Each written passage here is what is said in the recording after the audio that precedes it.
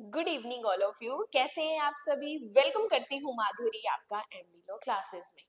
देखो, आज जो मैं आपके साथ एक इम्पॉर्टेंट इंफॉर्मेशन शेयर करने वाली हूँ, इम्पॉर्टेंट चीजें डिस्कस करने वाली हूँ जो आपको कंपटीशन एग्जाम में हेल्प करेगा, प्लस आपके एलएलबी के एग्जाम्स में भी ये चीजें हेल्प करने वाली है। देखो, आज जो मैं आपको बताने वाली हूँ वो बताने वाली हूँ बीएनएस का सेक्शन 101। अब ध्यान से सुनना, बीएनएस का सेक्शन 101 जो डील करता है मर्डर के बारे में, हत्या के बारे में।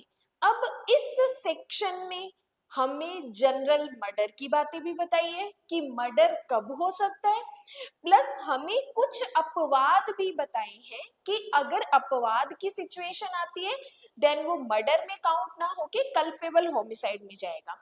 लेकिन इस क्लास में मैं आपको सिर्फ और सिर्फ एसेंशियल एलिमेंट्स, आवश्यक तत्व बताने वाली हूँ मर्डर के बारे में, जिसको मैं एक्सप्लेन करूंगी विद केस लॉज।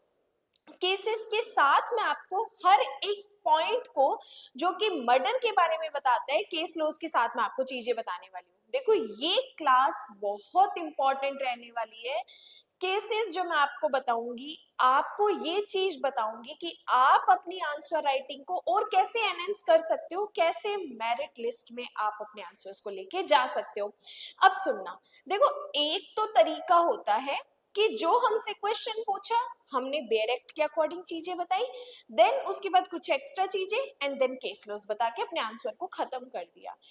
एक तरीका होता है अपनी आंसर राइटिंग को इम्प्रूव करने का, एग्जामिनर को अपने आंसर्स पे ज्यादा देर रुकने का। क्या है? सुनना। देखो, एक मैंने आपको बताया कि सिंपल वे होता है अपनी आंसर राइटिंग को लिखने का। एक तरीका होता है कि की पॉइंट्स के साथ, इंपॉर्टेंट एलिमेंट्स के साथ आप केस को डिफाइन करो कि अगर इस तरीके की सिचुएशन है तो ये केस सुप्रीम कोर्ट ने या किसी हाई कोर्ट ने ये हेल्ड किया है, ये इस तरीके की प्रॉब्लम हो सकती है।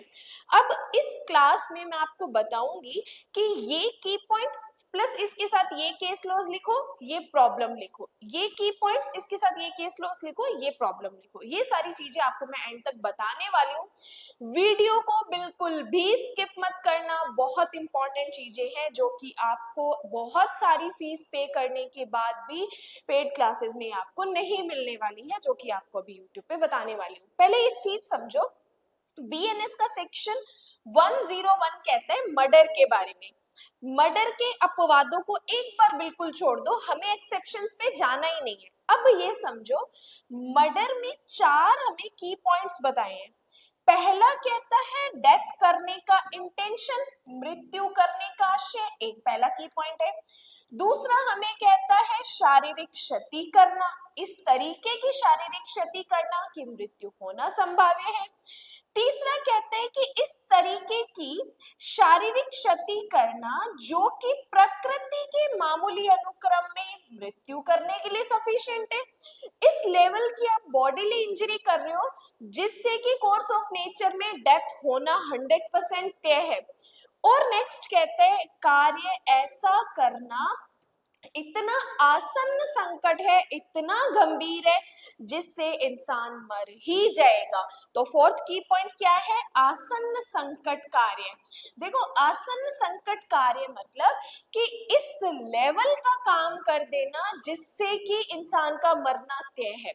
चार चीजें, पहला मृत्यु करने का इंटेंशन, दूसरा बॉडीली इंजरी करना, तीसरा इस तरीके की बॉडीली इंजरी करना जो प्रकृति के मामूली अनुक्रम में मृत्यु करने के लिए पर्याप्त है, और फोर्थ कहता है कार्य इतना आसन संकट होना। अब देखो, यहाँ पे जो मैं आपको चीजें बता रही हूँ एक बार शॉर्ट फॉर्म में बता रही हूँ क्योंकि ऑलरेडी मैं कंप्लीट बीएनएस का सेक्शन 101 एक वीडियो में बता चुकी हूँ। बीएनएस की कंप्लीट प्लेलिस्ट एमडीलो क्लासेस पे अवेलेबल है। स्क्रीन पे आपको वीडियो का थंबनेल दिख रहा होगा, इस वीडियो में डिस्क्रिप्शन में आपको लिंक मिल रहा होगा, उससे आप कंप्लीट बीएनएस का सेक्शन 101 एक एक बेयर एक्ट की लाइन, एक एक वर्ड के साथ मैंने एक्सप्लेन कर रखा है। तो इस क्लास के बाद आप वो देखिएगा, देन आपका सेक्शन 101 आपका कंप्लीट क्लियर हो जाएगा। अब देखो ये चार चीजें जो मैंने आपको बताई है मर्डर करने के लिए जरूरी है। अब समझना एक एक पॉइंट को कि पहला कहता है मृत्यु करने का इंटेंशन, मतलब कि आप काम ऐसा कर रहे हो, पहली बात कि काम इस लेवल का है कि मृत्यु हो जाएगी।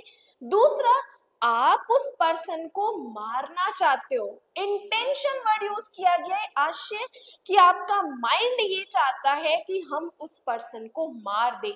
तो पहला कहता है कि मृत्यु करने का इंटेंशन होना चाहिए। अब जैसे आर वेंकल का केस है 1956 सुप्रीम कोर्ट का। इस केस में सुनना क्या हुआ था, एक एक्यूज्ड पर्सन था जिसने विक्टिम की, जो मृतक था, उसकी झोपड़ी के बाहर घर में ताला लगा दिया, अंदर मृतक सो रहा था और बंद कर दिया ताकि कोई उसको बचा ही ना पाए, और उसने क्या कर दिया, झोपड़ी में आग लगा दी। अब देखो काम कैसा था, ऐसा था कि मृत्यु करना होना संभव है। दूसरा इंटेंशन था, उसको पता था कि अंदर व्यक्ति सो रहा है, उसके बावजूद उसने झोपड़ी में आग लगा दी, ऊपर से बंद और कर दिया, ना तो कोई अंदर जा सके उसको बचाने के लिए, ना वो खुद बाहर आ सके। तो यहाँ पे सुप्रीम कोर्ट ने क्लियर किया कि झोपड़ी में आग लगाना, ताला लगाना मृत्यु करने के लिए पर्याप्त है, किसी की हत्या करने के लिए पर्याप्त है। तो कोर्ट ने क्या किया, एक्यूज्ड को मर्डर के लिए पनिश किया, अभियुक्त को हत्या के लिए पनिश किया। तो काम ऐसा करना जो कि मृत्यु करने के इंटेंशन के साथ किया गया है, देन वो पर्सन मर्डर के लिए लायबल ठहराया जाएगा। तो पहला पॉइंट एक्सप्लेन किया हमने, उसके बाद केस बताई, केस में क्या हेड थी, ये केस हमारा इस पॉइंट से रिलेटेड है। तो पहला हमारा मृत्यु करने का इंटेंशन। दूसरा हमारा पॉइंट है बॉडीली इंजरी करना, मतलब कि आप इस तरीके की शारीरिक चोट पहुंचा रहे हो जिससे एक व्यक्ति की मरने की पूरी पूरी संभावना है, आप उसको इस लेवल की बॉडीली इंजरी कर रहे हो कि यस उस व्यक्ति का मरना तय है। अब इसका केस सुनना, UP state versus Ram Sagar Yadav 1965 का केस था। इस केस में एक्यूज्ड द्वारा इस इंटेंशन से बॉडीली इंजरी की गई थी जिससे मृत्यु होना संभाव्य है, देन उस पर्सन को हमने क्या किया, मर्डर के लिए चार्ज किया, हत्या के लिए किया। क्योंकि बॉडीली इंजरी का लेवल क्या है, अगर बॉडीली इंजरी इस तरीके की कर रही है कि यस वो सुनते ही हमें लग रहा है कि ये व्यक्ति मर ही जाएगा। अब कोई व्यक्ति 5 बार सर पे लाठी से प्रहार करेगा, तो बॉडीली इंजरी किस लेवल की है कि हमारे माइंड पे अगर कोई 5 बार लाठी से प्रहार करेगा तो यस उसमें मरने की संभाव्यता है। और जब मैंने बीएनएस की प्लेलिस्ट करवाई थी उसमें मैंने आपको एक पॉइंट बताया था, कल्पेबल होमिसाइड और मर्डर में मेन आपको डिफरेंशिएट करना क्या है, आपको प्रॉब्लम सुनते ही अपने माइंड से क्वेश्चन करना है कि यस क्या वो मर सकता है या नहीं मर सकता, क्या उससे बॉडीली इंजरी हो सकती है या नहीं हो सकती है। अगर बॉडीली इंजरी इस लेवल की गई है कि हमारा माइंड कहता है यस वो व्यक्ति मरेगा, देन वो मर्डर के लिए जाएगा। अगर 1% भी चांसेस है नहीं वो बच सकता है, देन उसको कल्पेबल होमिसाइड के लिए चार्ज करेंगे। तो ये हमारा की पॉइंट इंपॉर्टेंट है। तो केस था यूपी वर्सेस राम सागर यादव का, इसमें इस इंटेंशन से बॉडीली इंजरी करना कि डेथ होने की पॉसिबिलिटी है तो उसको क्या किया जाएगा, मर्डर के लिए चार्ज किया जाएगा। इसके बाद एक कौशल्या देवी का केस था। अब सुनो, कौशल्या देवी के केस में कहा था कि जहर देकर मारना मर्डर में काउंट होगा, क्योंकि जहर देने से इस तरीके की बॉडीली इंजरी हो सकती है कि वो व्यक्ति मरेगा, देन वो किसके लिए काउंट होगा, मर्डर के लिए काउंट होगा।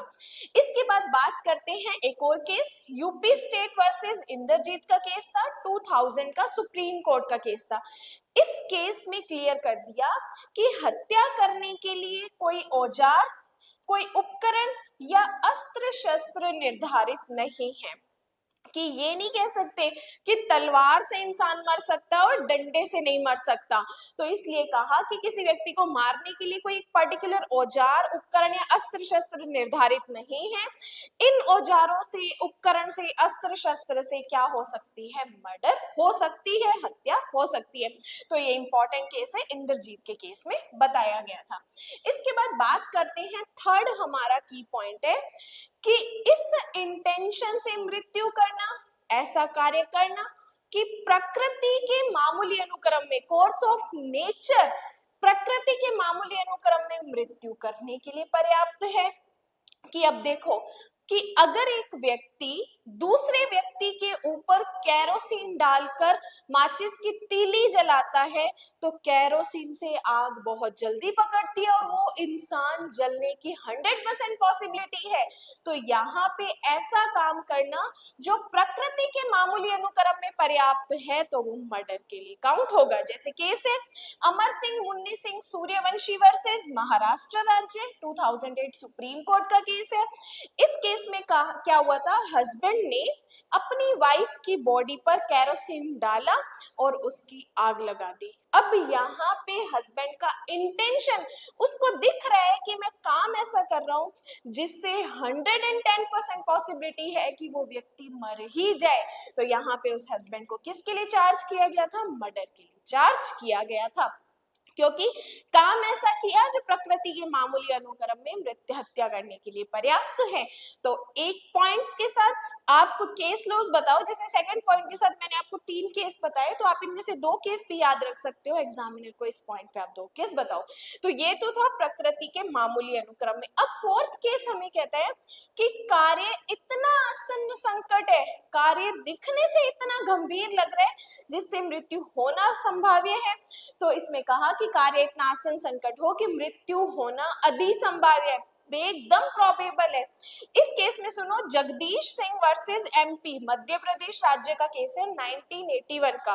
इस केस में क्या हुआ था कि एक व्यक्ति ने, अभियुक्त ने दूसरे व्यक्ति पर लाठी से सर पे 5 बार प्रहार किया। अब 5 बार प्रहार करने पर क्लियर पता लग रहा है कि उस व्यक्ति के मेंटल माइंड पे इस तरीके की चोट लग सकती है कि यस, उसका मरना संभाव्य है, क्योंकि हमारे बॉडी पे कुछ ऐसे पार्ट्स होते हैं जिनके ऊपर चोट लगने पर मृत्यु होने की संभावना बढ़ जाती है।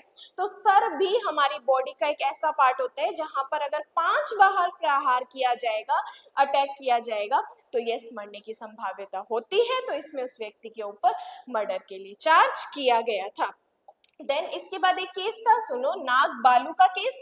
अब कई कुछ बुक्स में इसे नाग बातू का मामला भी कहते हैं और कुछ बुक्स में इसे नाग बालू का मामला भी कहते हैं।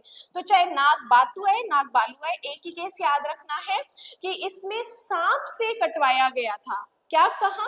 सपेरे ने कहा कि अगर तुम्हें सांप काटता है तो मैं तुम्हें बचा लूंगा, इसका जहर मैं निकाल दूंगा। अब एक व्यक्ति इसके लिए एग्री हो जाता है। अब सांप से कटवाना, उसमें 100% पॉसिबिलिटी नहीं है ना कि वो बचा लेगा उस व्यक्ति को। तो सांप से कटवाया और उससे वादा किया, यानी उसकी गारंटी ली कि मैं जहर निकाल लूंगा, लेकिन वो जहर नहीं निकाल पाया और वो व्यक्ति वहां पे मर जाता है। तो उस सपेरे को क्या किया जाएगा? मर्डर के लिए चार्ज किया जाएगा, क्योंकि सांप से कटवाना एक आसन्न संकट कार्य है, उससे व्यक्ति की मृत्यु होना संभाव्य है, अधिसंभाव्य है। देन उस सपेरे को हमने मर्डर के लिए चार्ज किया था। तो ये 4 तरीके के की पॉइंट्स है जो कि हमें सेक्शन 101 में बताए हैं। और जब 101 देखोगे कि अपवादों को छोड़कर, देखो अपवाद जो हमें आगे बताए हैं इसी सेक्शन में, अब उन अपवादों को छोड़कर पहले आपको अपवाद नहीं पढ़ने, पहले जो मैंने आपको की पॉइंट्स बताए हैं उन्हीं की पॉइंट से आपको एक्सप्लेन करना है। उसके बाद जिस वीडियो के बारे में मैंने अभी जिक्र किया था उस वीडियो में देखना, सारे एक्सेप्शन मैंने बता रखे हैं, बेरेक्ट की एक लाइन बता रखी है, इलस्ट्रेशन बता रखी है, देन वहां से आप बाकी चीजें क्लियर कर सकते हो। तो ये क्लास करवाने का एक ऑब्जेक्ट था कि आप अपनी आंसर राइटिंग को किस तरीके से एनहेंस कर सकते हो, एक और किस तरीके से आप एग्जामिनर को अपनी चीजें एक्सप्लेन कर सकते हो। तो ये वीडियो आपके लिए बहुत हेल्प करने वाली है। आपने इस वीडियो से जो कुछ सीखा, अगर आपकी चीजें क्लियर हुई है तो आप मुझे प्लीज कमेंट किया करो, क्लास को लाइक किया करो, और आपके अगर कोई डाउट्स है तो उसके लिए भी आप मुझे कमेंट कर सकते हो। और एक और इन्फॉर्मेशन आपके साथ शेयर करनी थी, ये बैच आपको टोटल एमडीलो क्लासेस को 3 साल पूरे होने की खुशी में ये कंप्लीट आपको 80% का डिस्काउंट यहाँ पे दिया जा रहा है। लाइव क्लासेस इसमें रहने वाली है, नोट्स इसमें रहने वाले हैं, टेस्ट सीरीज इसमें रहने वाली है, प्रॉब्लम सॉल्विंग क्लास इसमें रहने वाली है। ये जो लॉ के सब्जेक्ट्स अपने पढ़ने वाले हैं, प्री मेंस इंटरव्यू तीनों लेवल को फोकस करते करने वाले हैं। ये कौन कौन से सब्जेक्ट हैं वो देखो, 3 new criminal law, CPC, constitution, contract and TP, NI, limitation, probation, POCSO, DV, JJ and SRA, ये 14 सब्जेक्ट्स हम इसमें करने वाले हैं। अब ये 14 सब्जेक्ट्स 80% ऑफ करके आपको सिर्फ और सिर्फ फीस 9,999 रहने वाली है। इस कंप्लीट फीस में हम 7 मेजर और 7 माइनर एक्ट पढ़ने वाले हैं, नोट्स मिलने वाले हैं, टेस्ट सीरीज मिलने वाली है। प्लस अगर आप चैनल के मेंबर हो तो ये फीस सिर्फ आपको 8,000 रुपीज पे करनी है। देन आपको ये फीस भी पे ना करके सिर्फ 8,000 फीस पे करनी है, जिसमें आपको 14 सब्जेक्ट मिल रहे हैं मेजर प्लस माइनर के। हर एक स्टेट की जुडिशरी को फोकस करते हुए जो कॉमन सब्जेक्ट हमारे पास आए हैं वो सारे सब्जेक्ट हम इसमें करने वाले हैं। रजिस्ट्रेशन कंटिन्यू है, फरवरी से ही अपनी क्लासेस स्टार्ट हो जाएंगी, तो फटाफट अपना रजिस्ट्रेशन करवाओ। लगभग 8 to 10 मंथ्स का ये हमारा बैच रहेगा। इस कंप्लीट जुडिशरी के बैच में ये बेनिफिट्स आपको मिलने वाले हैं जो मैंने अभी आपको बताए हैं। तो आपको डिस्क्रिप्शन में कॉन्टेक्ट मिल रहा होगा, उस कॉन्टेक्ट से आप हमें बात कीजिए, रजिस्ट्रेशन फॉर्म लीजिए, फीस सबमिट कीजिए और अपनी सीट को बुक कीजिए। 5 to 6 सीट्स लेफ्ट है, तो फटाफट आप अपना रजिस्ट्रेशन कीजिए। व्हाट्सएप पे आपको रजिस्ट्रेशन फॉर्म मिल जाएगा, डिस्क्रिप्शन में आपको एक नंबर मिल जाएगा, वहां से आप हमें कांटेक्ट कर सकते हैं। बाकी आज के लिए धन्यवाद।